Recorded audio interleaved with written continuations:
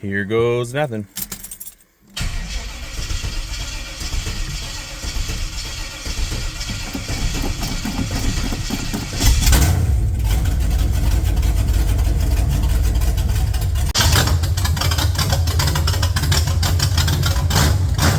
Welcome back to the channel. Today is Install Transmission 101. Putting the new, used, unknown condition Turbo 350 into the old car here, and hopefully it works. Because that's a fair amount of time to find out if it doesn't work. So, quick little recap in case you didn't catch the last video. This Turbo 350 is junk. I mean, it's still leaking now even. It's all bad, pretty much. Tons of metal in the pan. It's garbage. So that's coming out, and the new one is going in. And by new, I mean used, that I have no idea if it works or not. Yes, that is the kind of new we are talking right there. Looks good to me. Alright, so pretty much got it. Well, the old one all out, essentially. Gotta take out my old trans cooler and line. I already cut the lines here. Kind of a pain to throw all this away. Some guys would flush it out, but you know, once I see metal in it, it is garbage in my mind. I am not taking a chance. So I got quite the little Jimmy rig set up here. Might almost be hard to make out, but I got this handy dandy little table here, and basically using that as my transmission jack because I don't have a transmission jack, and I don't necessarily know if I want one because I don't need it very much. But anyway, I got my cross member unbolted. Just slide it out of the way. So now you can see that'll be out of the way of the transmission tail shaft. And then I can basically just lift the car off the transmission, roll it right out on the table. Yeah, so our little transmission's out. Now we'll just put the brand used one on in its place and reverse procedure. So I do have another brand new transmission cooler. However, because this is a used transmission and I am not taking any chances, I'm keeping the existing cooler lines that would normally get hooked, and I'm literally just going to loop it with a rubber hose. Well, technically it's a transmission hose. It's not going to overheat or nothing. This is just to verify that this transmission, when it's all hooked up, which is going to be right away, will shift 1, 2, 3 without sacrificing another brand new transmission cooler to find out that maybe there's something wrong with that one.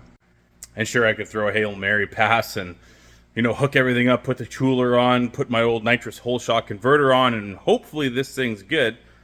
But you know, you spend a few hours working on the stuff, and obviously some of it costs money. There's just no reason to take a gamble here when we can make a very easy test and find out. And I have confidence in this thing, but I still want to know for sure before I put it all together. So we got the cross member in. Just bolt that up. That'll be good enough for now. And we can plug our drive shaft back in. And I'll just double check that by hand after. And we'll just place the header in there. Nice and loose. It's already on the other side. Bring the car down. Alrighty then. Got her back on the ground. Bolt up the headers. I'm gonna run probably open headers on this just because I kind of feel like it, and yeah, put everything back together and basically fire up the car. Okay, I lied. I got a problem. So I got these ARP transmission bolts. Well, it's for the torque converter, and I guess they don't quite fit with the stock torque converter, which is what I threw in here for now. So that's gonna be a problem. Okay. Oh, wow. What? Why is that upside down? Okay, maybe now it's not upside down. So anyway, headers are on. 8 brand new spark plugs coming your way. G-Power will be the way this time. Now, just in case you're one of those type of people that have maybe never dabbled with this kind of stuff before, Most of these gaskets come with a little open tab on the end on each side. So you put the outside bolts of the headers on, drop the gasket in, and then you can start filling the holes the rest of the way. Now I just gotta put on the plug wires. So we go 1865437 Now there's a lot of, well, there's some confusing diagrams on the internet. So essentially this is number 1, which will go here. So on a small block Chevy, you have 1357 on the driver's side, and then 2468 on the passenger side.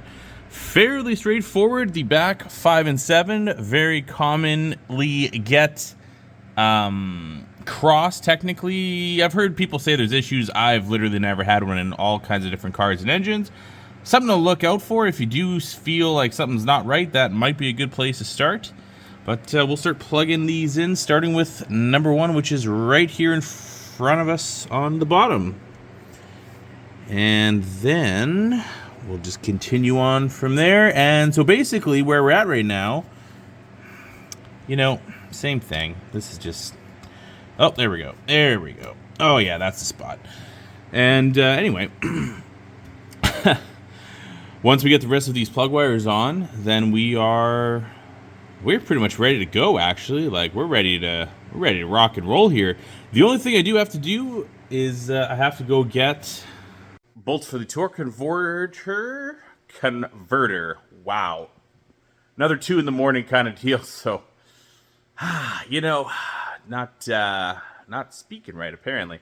But anyway, pretty straightforward stuff. Torque converter built. Oh my. Okay, torque converter bolts. See, take 3. Got it. Nailed it. It only took 3 times. So anyway, torque converter bolts tomorrow, and bolt that up. I'm going to have open headers. First fire up. Fingers crossed that this transmission works. You know, because it's a couple hours. Well, it's a few hours for that matter to, you know, install it, you know, R&R it essentially. And hopefully it works and I can go cruising on Sunday.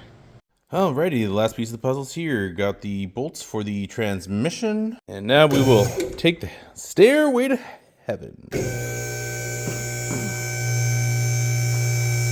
Now this thing might not be a race car, but when you take the mufflers off, it's sure gonna sound like one. And speaking of which, it's been a while since I talked to my neighbors and have them tell me how much they hate me. So with those unbolted, I'm sure we're gonna have a conversation today. Last bolt on the converter. Now I can bring the car down and give her some juice. See what happens.